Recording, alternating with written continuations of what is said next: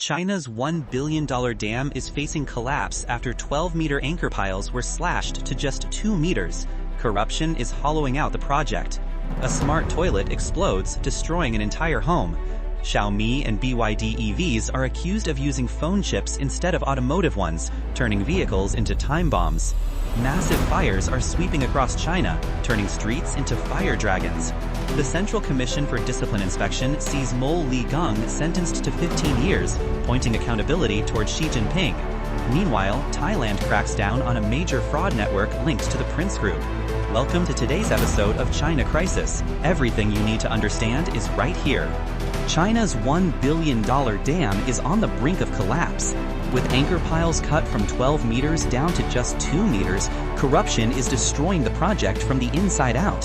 Supervisors were reportedly partying in a karaoke bar while workers cut corners at the Minyan Dam Reservoir in Yang'an, Fujian. According to leaked info, the anchor piles designed to reinforce the core grouting section were drastically shortened. Instead of using 4 bags of cement per hole, workers used a single bag for dozens of holes. By August, one side of the dam had already collapsed, yet the site still displayed a banner reading, "Prevent problems early." A report from Chinaeconomic Reference News revealed that the lower reservoir was built by the 3rd Engineering Bureau under Power China. Inspection results showed that only 30% of the anchor piles met design standards. Workers admitted the first few piles were welded properly, but most later ones were only spot welded, severely weakening load-bearing capacity. The dam was designed to withstand a 1 in 200-year flood, but these flaws have nullified that protection. Online commenters stated they were no longer surprised. One wrote, "You can refuse to do it, but then you lose your job, and even if you don't do it, someone else will." After the scandal gained attention, Power China announced an investigation, but public skepticism remains high, as all involved parties belong to the same corporate group. Across China, similar incidences are surfacing. In Dongcha village, a restored water channel collapsed into powder when touched. Cement crumbled to dust, and the waterproof film was visibly thin. The contractor blamed frost heaving, even though the collapse happened in August. At another site in Haiyan, workers were filmed mixing dirt directly into concrete. In Qingzhou, ceiling panels inside a residential building crumbled at the lightest touch. Another viral video showed a man easily smashing open a sewer cover reinforced with bamboo instead of steel. In several cities, residential buildings delivered just 2 years ago have already sunk, with cracks appearing in basement walls and foundations settling. In the Rennan complex, 9 columns cracked completely, forcing residents to flee. In Black Bamboo Forest Village, a newly built dam showed slope beams only a few centimeters thick and roads without rebar cracking within days. Attention has shifted to the structural corruption behind these failures.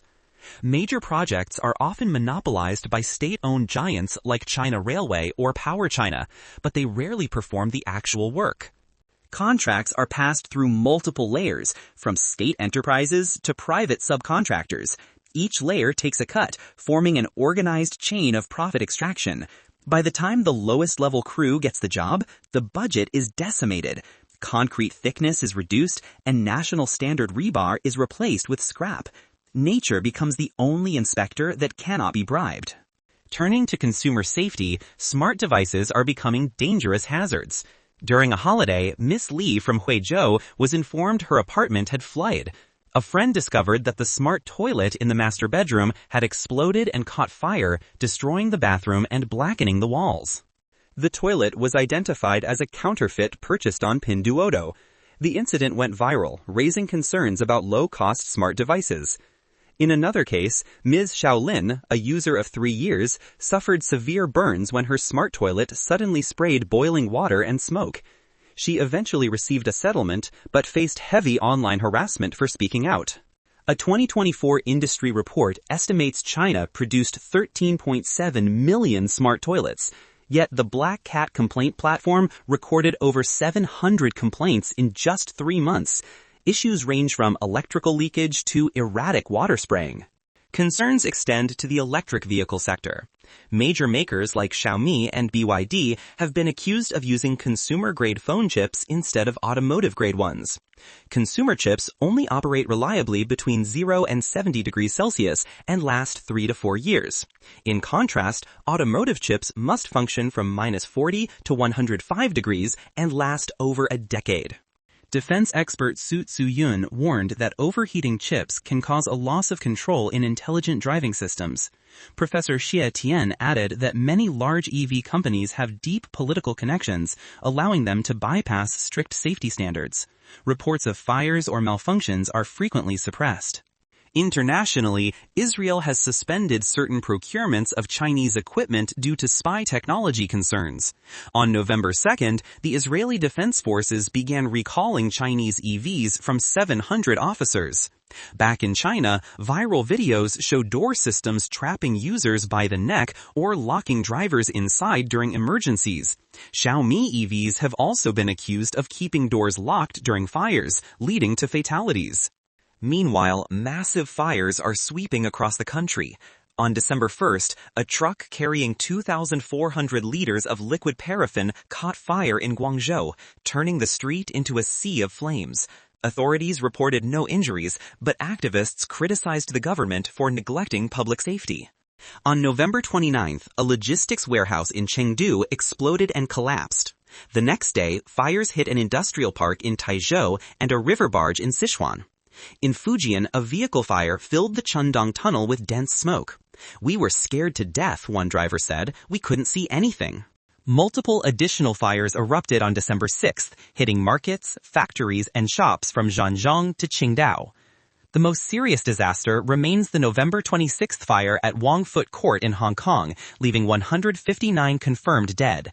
The blaze reportedly started from scaffolding netting and spread rapidly through flammable foam panels.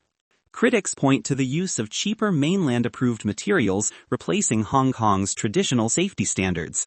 Since 2019, the number of licensed fire safety agencies in China has surged, leading to cut-rate competition and fabricated inspection reports. Political tension is also rising. The Bing Wu Red Horse Year of 2026 is predicted by some to bring intense social turmoil. This aligns with visible cracks in the CCP leadership. Recently, Li Gang, a mole within the Central Commission for Discipline Inspection, was sentenced to 15 years for corruption. Li Gang was convicted of taking over 102 million yuan in bribes.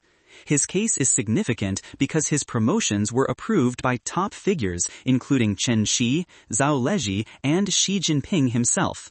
He continued taking bribes even while serving as a chief disciplinary inspector.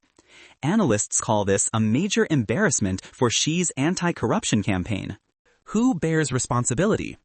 A 2016 directive states that leaders who negligently promote corrupt officials must be held accountable. This has sparked debate on whether the system itself protects corruption, as even those tasked with monitoring integrity are compromised. Ma Xingrui is under scrutiny. Footage from a recent Politburo meeting showed both Ma and CCDI Secretary Li Xi absent.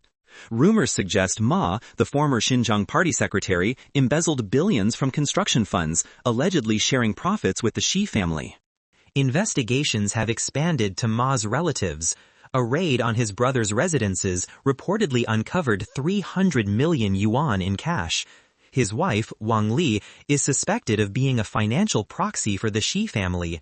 Analysts believe anti-Xi factions are gathering this evidence to pressure or undermine the leader. Finally, Thailand has cracked down on a transnational fraud network, freezing $300 million in assets. Prime Minister Anutin confirmed the seizure includes holdings tied to Chen Zi, founder of the Prince Holding Group. The group is accused of running billion-dollar scam compounds in Cambodia. Thai authorities raided 50 locations, seizing land, cash, and luxury goods. Assets were also confiscated from Kok An, a Cambodian senator. This follows similar moves by the UK, Taiwan, and Singapore. U.S. prosecutors have already charged Chen Xi with money laundering and telecom fraud. He remains a fugitive. We'd love to hear your perspective on these unfolding crises. Leave a comment below. If you found this update helpful, please like and subscribe to China Crisis. Thank you for watching.